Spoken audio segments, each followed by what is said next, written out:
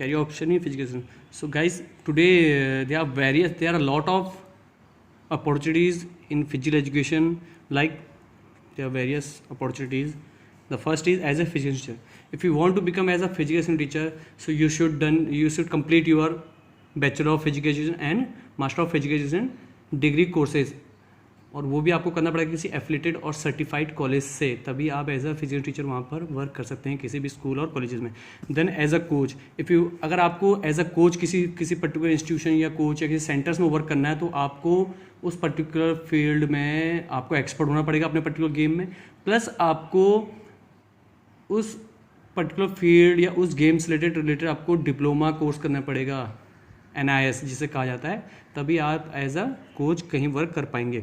Now as a fitness trainer, fitness का काफ़ी ज़्यादा रोल आजकल बढ़ गया, काफ़ी ज़्यादा जो है लोग अवेयर हो चुके हैं. तो आपने देखा होगा फिटनेस सेंटर, जिम्स में काफ़ी सारे फिटनेस ट्रेनर होते हैं. तो अगर आपको as a fitness trainer part time job या एज अ फ्यूचर आपको डिसाइड करना है, तो फर्स्टली आपकी अपनी फिटनेस खुद की बहुत अच्छी होनी चाहिए, गुड हेल्थ होनी चाहिए, आपकी वेल पर्सनैलिटी होनी चाहिए, प्लस आपको नॉलेज होनी चाहिए फिटनेस की, और ताकि आप किसी पर्सन का पर्टिकुलर शेड्यूल बना सके. As a yoga instructor, yoga की काफ़ी ज़्यादा डिमांड आज के टाइम पे हो चुकी है. पिछले 5-10 ईयर्स में योगा काफ़ी डिमांडेबल सब्जेक्ट बन चुका है, और काफ़ी ज़्यादा योगा जो है करने वाले वो आपको कहीं ना कहीं दिख जाते हैं. योगा डे भी सेलिब्रेट किया जाता है, इसीलिए उस दिन कोई तो एज ए योगा इंस्ट्रक्टर आपको बनना है, तो आपको सभी यौगिक आसन और क्रियाज आनी चाहिए, प्लस आपको डिग्री और डिप्लोमा कोर्सेज करना पड़ेगा किसी भी सर्टिफाइड कॉलेज से, तभी आप as a yoga instructor work कर सकते हैं किसी भी स्कूल कॉलेज में. As a sport journalist and commentator, आपने देखा होगा कि न्यूज़ में कोई स्पोर्ट्स जर्नलिस्ट है जो पर्टिकुलर स्पोर्ट्स रिलेटेड एरियाज़ या स्पोर्ट्स फील्ड एरियाज़ को ही क्या करते हैं, कवर करते हैं. तो उनको आपको पर्टिकुलर उस फील्ड में एक्सपर्ट बनने का नॉलेज लेनी पड़ेगी गेम्स रिगार्डिंग, फिर पर्टिकुलर आपको उससे जर्नलिस्ट का कोर्स करना पड़ेगा. एज अ कमेंटेटर, कमेंट्री क्या हो गया, आज के गेम का बहुत बड़ा पार्ट हो चुका है. विदाउट कमेंट्री जो गेम होता है वो काफ़ी ज़्यादा बेकार लगता है. तो कमेंट्री एक इम्पोर्टेंट चीज़ बन चुकी है किसी गेम को और इंटरेस्टिंग बनाने के लिए. तो अगर आपको एज अ कमेंटेटर वर्क करना है, तो एज अ आपको उसकी कंप्लीट एक्सपर्ट होनी चाहिए, ठीक है, तभी, और आपकी कम्युनिकेशन स्किल्स बेटर होनी चाहिए, हिंदी इंग्लिश दोनों ही लैंग्वेज में, तभी आप एज अ बेटर कमेंटेटर आपके लिए जॉब अपॉर्चुनिटी ज़्यादा हो पाएंगी. एज अ डाइटिशियन और फिजियोथेरेपिस्ट, एज अ डाइटिशियन अगर आपको बनना है, तो आपको फिजिकल एजुकेशन कंप्लीट नॉलेज होनी चाहिए, ठीक है. डाइट से रिगार्डिंग जो भी है आपको वहाँ पर नॉलेज होनी चाहिए. अगर आप एज अ डाइटिशियन अपना प्रोफेशन चूज़ कर रहे हैं, ठीक है, आपको, ताकि आप किसी के डाइट चार्ट को बना सकें, ठीक है, कि किसी के वेट बढ़ा सके, किसी के वेट घटा सके, तो आपको कंप्लीट नॉलेज है डाइटिशियन की, ठीक है, कि कौन से पर्टिकुलर थिंग्स से हमें कौन से न्यूट्रिएंट्स मिलते हैं, कैसे न्यूट्रिएंट्स मिलते हैं, उससे हमारी बॉडी पे क्या इफेक्ट पड़ता है, किस अमाउंट में लेना चाहिए, ठीक है, वो सब चीज़ आपको आना चाहिए. और फिजियोथेरेपिस्ट का कोर्स करने के लिए आपको डिग्री और डिप्लोमा कोर्सेज करना पड़ेगा, ठीक है. तो फिजियोथेरेपिस्ट का मेन रोल होता है to manage the sports injuries, या इंजरीज को चांसेस कम करना, और प्लस जो इंजर्ड हो चुके हैं प्लेयर को उनको जल्दी रिकवर करना. तो वहाँ पर फिजियोथेरेपिस्ट का बहुत बड़ा रोल बन जाता है. तो आप उसको पर्टिकुलर कोर्स में उस फील्ड में आपको उस पर्टिकुलर कोर्स करना पड़ेगा फिजियोथेरेपिस्ट का, तभी आप एज अ फिजियोथेरेपिस्ट कहीं भी वर्क कर सकते हैं, अपना क्लिनिक खोल सकते हैं. या स्पोर्ट्स में आप देखा होगा कभी किसी प्लेयर को चोट लग जाती है, तो इमीडिएटली वहाँ फिजियोथेरेपी हो जाता है, और वो वहाँ पर उसका ट्रीटमेंट करता है, और वो फिर से प्लेयर दोबारा खेलने लग जाता है. तो ये फिजियोथेरेपिस्ट का रोल है, ताकि प्लेयर्स की कम से कम इंजरी हो, और जो इंजरी हो भी गई है तो उसको वो जल्दी रिकवर करे और टीम में कम कर सके. फिर आता है एज अ बायोमैकेनिक्स. आज के टाइम पे जो इक्विपमेंट्स हैं स्पोर्ट्स और जितने भी इक्विपमेंट्स हैं बायोमैकेनिक्स की हेल्प से ही बनते हैं. तो बायोमैकेनिक्स का बहुत बड़ा रोल बन चुका है. जितने भी गैजेट्स हैं, इक्विपमेंट्स हैं, सेफ्टी गार्ड्स हैं, ये सारी चीज़ें जो बनती है बायोमैकेनिक्स की हेल्प से ही बनती हैं. बॉल में कितना वेट होगा, ठीक है, और अगर हम इस एंगल से फेंकेंगे तो ये पर्टिकुलर ऑब्जेक्ट इतना डिस्टेंस कवर करेगा, इतने फोर्स से फेंकेंगे तो इतना डिस्टेंस कवर करेगा. तो हर जगह कहीं ना कहीं फिजिक्स इन्वॉल्व हो चुकी है. विदाउट बायोमैकेनिक्स मूवमेंट्स भी पॉसिबल होते हैं, क्योंकि जब भी आप मूवमेंट्स करते हैं तो वहाँ पर भी कोई ना कोई इंटरनल एक्सटर्नल फोर्सेज लगती हैं. तो उसकी कंप्लीट नॉलेज होनी चाहिए आपको, और बायोमैकेनिकल कैमराज आपको चलाने आने चाहिए, जिसकी हेल्प से आप डेटा कलेक्ट कर सके और किसी पर्टिकुलर पर्सन की इम्प्रूवमेंट, उसकी परफॉर्मेंस को इम्प्रूव कर सके इन स्पोर्ट्स में, ठीक है. और आज के टाइम पे जो इंटरनेशनल लेवल प्रेजेंट करते हैं उनके साथ एक बायोमैकेनिकल एनालिसिस जो एक होता है, वहाँ पर एक्सपर्ट वो होता है, वो उनकी मूवमेंट्स और उनकी जो चीज़ें हैं बॉडी एनालिसिस करके उनकी जो मिस्टेक्स हैं उनको बताता है, और एरर्स को फाइंड आउट करके उनको इम्प्रूव करने में हेल्प करता है. तो these are the options in physical education as a career in sports. So next is various physical education courses in India. देखिए, अगर आपको फिजिकल एजुकेशन में कोई भी as a career job option अगर आपको करना है या आपको बहुत ज़्यादा कैरियर ऑप्शन है, अभी प्रीवियस आप टॉपिक आपने पढ़ा है, तो उसके लिए बहुत सारी क्वालिफिकेशन आपको चाहिए होती है, जो कि मैं पहले ही बता चुका हूँ।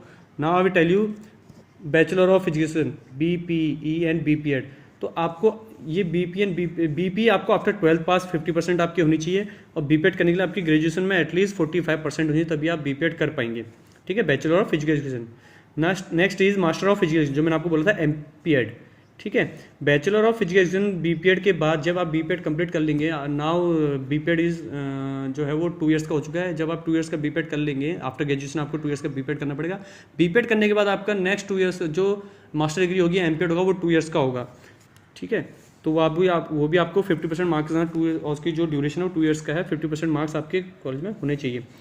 फिर आता है आपका fitness management, should have obtain minimum 40%। ST OBC के लिए 40% है marks, bachelor degree in discipline for a recognization. ठीक है, तो ये भी आपका 1 ईयर्स का होता है। ठीक है, PGDSM post graduate diploma in sports management, अगर आपको स्पोर्ट्स मैनेजमेंट में अगर कोर्स करना है तो आपको 55% ओवरऑल, ST OBC के लिए 40% किसी पर्टिकुलर रिकॉग्नाइज यूनिवर्सिटी से आपको करना पड़ेगा। इसका भी 1 ईयर का कोर्स होता है। ठीक है, ये सारी चीज़ें आपके पोस्ट ग्रेजुएट डिप्लोमा, ये सारी स्पोर्ट जर्नलिज्म मैंने आपको बताया, एज ए जर्नलिस्ट आपको वर्क करना पड़ेगा, तो आपको जर्नलिज्म से किसी पर्टिकुलर से स्पोर्ट जर्नलिज्म से आपको एक्सपर्ट होना चाहिए फर्स्ट। देन आफ्टर आपको जर्नलिज्म का वर्क करना पड़ेगा, एक्सपीरियंस लेना पड़ेगा, तभी आप एक बेटर जर्नलिज्म बन सकेंगे। Master degree in sports coaching, मैंने आपको बोला था कि अगर आप you want to become a coach, तो आपको किसी पर्टिकुलर उस पर्टिकुलर फील्ड में एक्सपर्ट नेशनल इंटरनेशनल लेवल आपका होना चाहिए, तभी आप NIS डिप्लोमा फॉर्म भर पाएंगे। और कोचिंग स्पोर्ट्स कोचिंग, और स्पोर्ट्स कोचिंग किसी भी पर्टिकुलर ऑर्गेनाइजेशन या किसी भी पर्टिकुलर सेंटर से आप NIS कर पाएंगे। यहाँ पर एक नेम दिया गया है NS NIS पटियाला, तो पटियाला एक जगह है जहाँ पर इसका सेंटर है, कोचिंग का सेंटर है, डिप्लोमा इन कोचिंग का। इसका फुल फॉर्म होता है Netaji Subhash national institute of sports. ठीक है, तो यहाँ पर काफ़ी ज़्यादा हाई लेवल पर रिसर्च वर्क होती है, सारे टॉप मोस्ट कोचेज़ और प्लेयर्स की कोचिंग इन्हीं सेंटर्स में की होती है, इंडिया लेवल जो ओलंपिक रिप्रेजेंट करते हैं।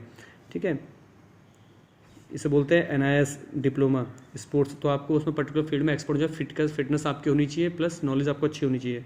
तो दीज आर द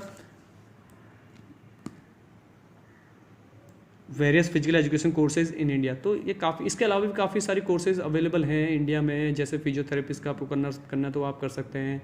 अगर आपको स्पोर्ट्स मैनेजमेंट या फिर एज अ इवेंट मैनेजर आपको करना है, तो आपको उस पर्टिकुलर फील्ड और इवेंट से रिलेटेड आपको कंडीशंस क्राइटेरिया आपके लिंक्स होने चाहिए, तभी आप किसी पर्टिकुलर इवेंट्स को कंडक्ट करा पाएंगे।